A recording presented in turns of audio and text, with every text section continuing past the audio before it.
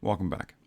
Yesterday we considered the testimony of the elders of Antioch, that they ministered to the Lord with fasting and prayer, and that it was while they were fasting that the Holy Spirit called for them to send out Barnabas and Saul as missionaries to take the gospel into Asia Minor.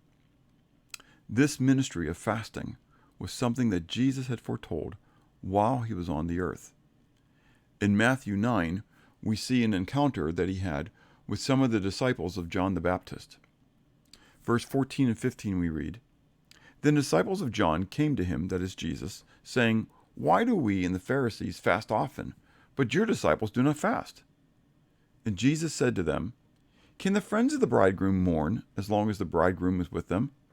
But the days will come when the bridegroom will be taken away from them, and then they will fast.'" Note that fasting was a common practice with the disciples of John and of the Pharisees. The Pharisees were the conservative religious group of Jesus' day. However, also note that the disciples of Jesus apparently did not fast. The appearance then gave the implication that they were not as religiously committed as the disciples of John and those of the Pharisees. Yet note Jesus' response. "Can the friends of the bridegroom mourn while the bridegroom is with them?" The obvious answer is no. Clearly, while they are with the bridegroom, it is a joyous occasion. Fasting in the Old Testament was referred to as an affliction of the soul. Clearly, while the bridegroom was there, was a time for rejoicing, not a time for afflicting the soul. However, Jesus stated that the time would come when the bridegroom, that is Jesus himself, would be taken away from them, and that did occur, and then they, his disciples, will fast. Fasting, like prayer, was considered by Jesus to be a normal part of the life of those who had a relationship with the Father. He had already stated that in Matthew chapter 6.